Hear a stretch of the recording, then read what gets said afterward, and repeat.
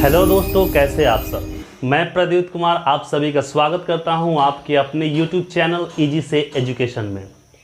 दोस्तों, आज हमारा ये वीडियो जिस टॉपिक पे बनेगा वो इतिहास का एक टॉपिक है। टॉपिक क्या, एक काल है, उत्तर वैदिक काल। दोस्तों, प्राचीन इतिहास में इस काल को एक टर्निंग पॉइंट माना जाता है भारतीय संस्कृति सभ्यता की। ये काल भारत के राजाओं के लिए, प्रजाओं के लिए एक बदलाव लाया, एक क्रांति लाई। दोस्तों, तो आइए जानते हैं कि इस उत्तर वैदिक काल में राजाओं की स्थिति कैसी थी, कैसे राजा होते थे, कैसे इसके संस्कार होते थे, कैसे विवाह होती थी और कैसे यहाँ की प्रजा थी। इन सारी चीज़ों को हम इस वीडियो में जानेंगे कि उत्तर वैदिक काल में ये सारी चीज़ें किस प्रकार संपन्न होती थी। दोस्तों, उत्तर वैदिक काल, इसकी समय अवधि है 1000 ईस्वी से 600 ईसा पूर्व। दोस्तों, ये एक ऐसा समय था उत्तर वैदिक काल जहाँ पे राजा जो होते थे उन्हें दैवी शक्तियों का स्वामी माना जाता था। मतलब कि प्रजा ये समझती थी कि जो हमारे राज्य का राजा बनेगा वो किसी देवी का अवतार या फिर देवता का अवतार होता था। मतलब एक तरह से ये देखा जाए कि ये जो राजा बनने की प्रथा थी वंशानुगत थी। मतलब राजा का बेटा ही राजा बनता था इस काल में। दोस्तों, इस काल में एक और महत्वपूर्ण घटना हुई थी कि अब जो पहले जो क्षेत्र हुआ करते थे, राज्य हुआ करते थे, वो क्षेत्र आधारित नहीं हुआ करते थे। मतलब उत्तर वैदिक काल के पहले अगर चला जाए तो उस समय जो राज्य का कोई क्षेत्र नहीं होता था, लेकिन जैसे ही ये उत्तर वैदिक काल आता है उस समय राज्य बन गए और उनके क्षेत्रों को निर्धारित कर दिया गया कि ये राज्य यहाँ से लेकर यहाँ तक रहेगा। मतलब सभी राज्यों का एक क्षेत्र निर्धारित कर दिया गया। इसी काल में 16 महाजनपद बने, जिसमें मगध महाजनपद प्रमुख है। दोस्तों, चूंकि इस उत्तर वैदिक काल में राजा ही सर्वश्रेष्ठ होता था, इसलिए इस काल में राजा अपने आप को सर्वभूमिपति, सर्वजनीन, एकराट जैसी उपाधियों से नवाजा जाने लगा। ये बहुत बड़े पद होते थे। मतलब ये जो पद जो मैंने ये लिखा है, सर्वभूमिपति, सार्वजनिक और एकराट, ये पद की तुलना देवताओं से की जाती थी। अर्थात इस काल में राजा को देवताओं की उपाधि मिलनी शुरू हो गई थी। दोस्तों, इस उत्तर वैदिक काल में जब नए राजा का राज्याभिषेक होता था, हालांकि राजा का बेटा ही राजा बनता था, लेकिन जब उसका राज्याभिषेक होता था तो उसको कुछ प्रकार के संस्कार करने होते थे।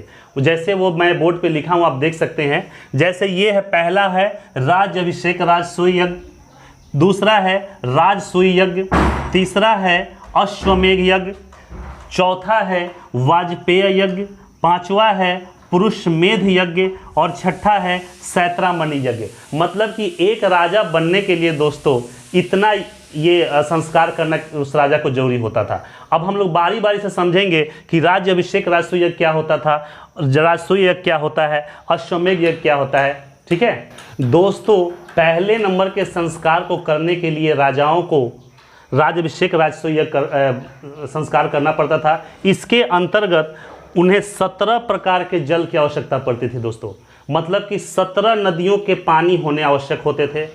बहुत सारी नदियाँ होती थी। वैसे तो उस समय भी भारत में लगभग 3500 प्रकार की नदियाँ होती थी, इससे भी ज़्यादा होती थी, लेकिन उसमें से केवल 17 प्रकार की नदियों से जल का लाना होना आवश्यक होता था। दूसरा, अगर बात करें, एक रानी का होना भी आवश्यक होता था। तीसरी में है एक हाथी होना चाहिए, चौथा में है एक सफ़ेद घोड़ा होना चाहिए और पांचवा में है एक सफ़ेद बैल होना चाहिए। दोस्तों, इतनी सारी चीज़ का आपको इकट्ठा करना होता था, तब जाके ये पहला संस्कार राज्य अभिषेक राजसूय यज्ञ कंप्लीट। दोस्तों, अब आ जाते हैं दूसरे प्रकार के संस्कार में, जिसको बोला जाता था राजसूय यज्ञ। दोस्तों, इसमें क्या होता था, इसमें वरुण देवता का आवाहन किया जाता था। मतलब कि ऐसा माना जाता था कि वरुण देवता जिस राजा का राज्याभिषेक हो रहा है उसके शरीर में आ जाते थे और वे देवता तुल्य हो जाता था। उसके बाद उस राजा को पासे का खेल खेलना होता था। कुछ लोग होते थे अलग अलग राज्यों से राजकुमार, राजा या फिर खिलाड़ी आते थे, उसके साथ मिलकर ये राजा पासे का खेल खेलता था और इसमें उसे विजयी होना पड़ता था।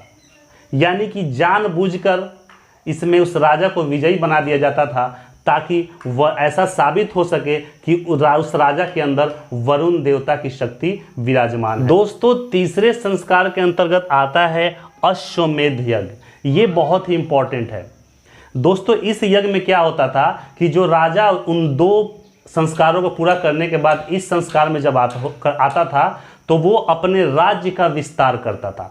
इसमें क्या होता था कि इसमें एक सफ़ेद घोड़े पे उस राजा का नाम लिखकर, मतलब चादर पे नाम लिखकर उस घोड़े को उड़ा दिया जाता था और उस घोड़े को छोड़ दिया जाता था।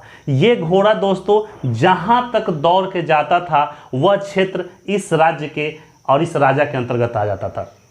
अगर किसी को आपत्ति होती थी, जैसे मान लीजिए कि घोड़ा दौड़ते दौड़ते दूसरे किसी क्षेत्र में चला गया, दूसरे राजा के क्षेत्र में चला जाता था, तो अगर उस राजा को आपत्ति है तो वो उस घोड़े को वहीं पे रोक देगा और फिर उसे इस राजा से युद्ध करके उस अपने क्षेत्र को अलग करना होगा। लेकिन ये जो राजा जो ये संस्कार करते थे, ये बहुत ही शक्तिशाली राजा होते थे। इनके घोड़े को रोकने का साहस किसी भी अन्य राज्य के राजाओं में नहीं होता था।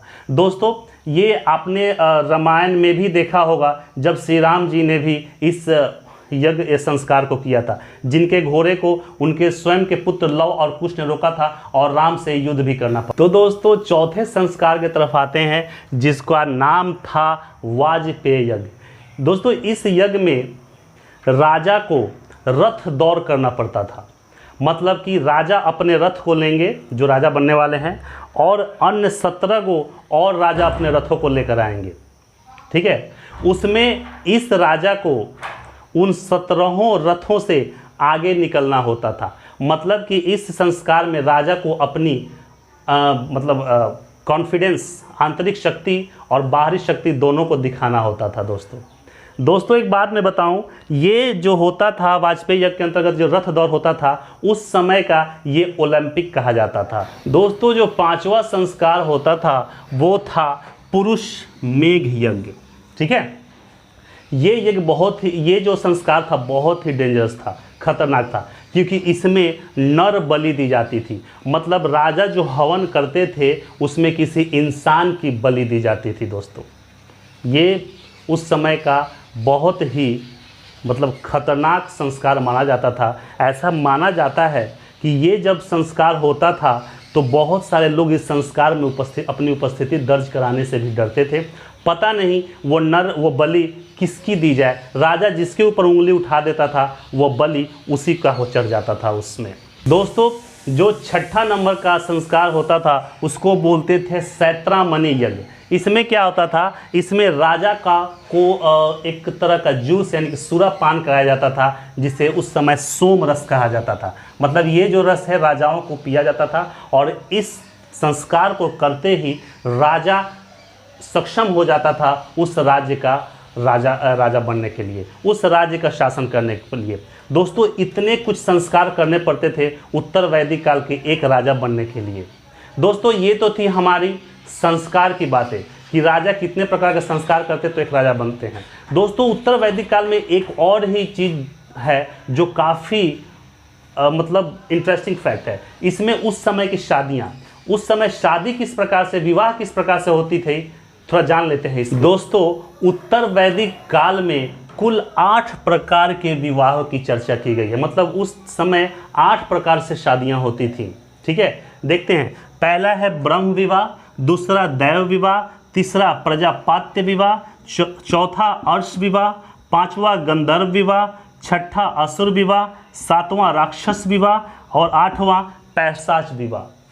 दोस्तों, अगर हम शुरू करेंगे कि ब्रह्म विवाह क्या होता है, एक एक करके इसके बारे में जान लेते हैं। दोस्तों, ब्रह्म विवाह के अंतर्गत क्या होता था कि इसमें पिता अपनी पुत्री के लिए एक शीलवान गुणवान वर को तलाशता था और फिर अपनी पुत्री को सुसज्जित करके, मतलब सजा धजा के उसकी शादी उससे कर देता था। दोस्तों, ये ब्रह्म विवाह उस उत्तर वैदिक काल में सर्वोत्तम मतलब सबसे अच्छा प्रकार का विवाह माना जाता था। दोस्तों अब दूसरे प्रकार के विवाह में आते हैं दैव विवाह में। इसमें क्या होता था कि जो लड़की का पिता होता था वो अपने यहाँ एक यज्ञ का अनुष्ठान करवाता था और उसमें बहुत सारे पुरोहितों को बुलाता था।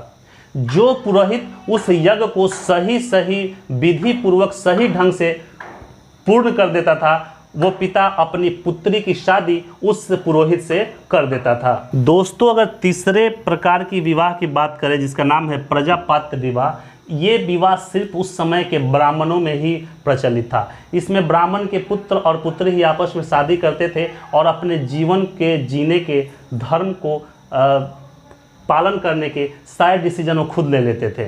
ये चौथे प्रकार की विवाह जो होती थी वो अर्श विवाह होती थी। इसमें क्या होता था कि जो लड़की का पिता होता था वो लड़के वालों से अपनी पुत्री के मूल्य के रूप में एक गाय और एक जोड़ी बैल लेता था। मतलब यूं कह सकें कि पहले ये पुत्री के पिता ही पिता से दहेज लेते थे और फिर अपनी पुत्री को उन्हें सौंप देता था। मतलब पहले लड़की के तरफ से ही दहेज लिया जाता था। इस अर्श विवाह से हमें पता चलता है। जो पांचवा प्रकार का विवाह होता था गंधर्व विवाह। ये गंधर्व विवाह में क्या होता था, इसमें लड़का और लड़की गुप्त रूप से शादी कर लेते थे और अपने जीवन जीते थे। हालांकि इस विवाह को ब्राह्मण वर्ग के लोग थे वो मान्यता नहीं देते थे। मतलब आजकल का जो लव मैरिज है वो पहले से ही चलते आ रहा है, जिसको पहले के उत्तर वैदिक काल में इसे गंधर्व विवाह के नाम से जाना जाता था। दोस्तों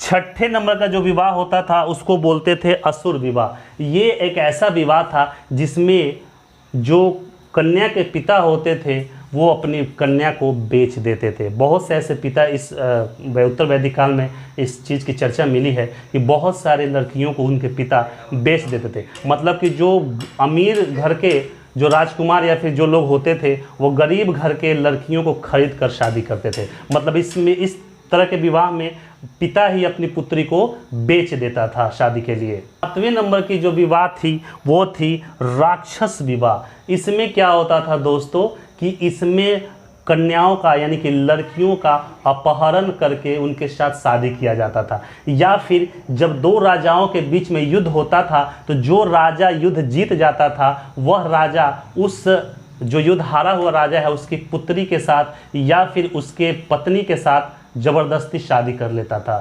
दोस्तों 8वें नंबर की जो विवाह थी वो थी पैशाच विवाह। दोस्तों एक्चुअली ये उत्तर वैदिक काल में ये विवाह थे ही नहीं, लेकिन इस विवाह की श्रेणी पता नहीं क्यों रख दिया गया है। इसमें क्या होता था, इसमें किसी भी कन्या को यानी किसी भी लड़की को नशा खिलाकर उसे बेहोश कर दिया जाता था और फिर उसके साथ जिस्मानी संबंध बनाए जाते थे और उसके साथ और भी बहुत सारे गलत काम किए जाते थे। तो दोस्तों ये थे उत्तर वैदिक काल के संस्कार और उत्तर वैदिक काल के विवाह। दोस्तों कैसी लगी हमारी ये वीडियो? अगर हमारी वीडियो आपको अच्छी लगी हो तो इसे लाइक करें, शेयर करें, सब्सक्राइब करें, कमेंट करें और बेल आइकन को दबाना ना भूलें। दोस्तों ऐसे ही इम्पॉर्टेंट फैक्ट के साथ किसी और वीडियो में आपसे मुलाकात होगी। मिलते हैं अगले वीडियो में, तब तक के लिए नमस्कार।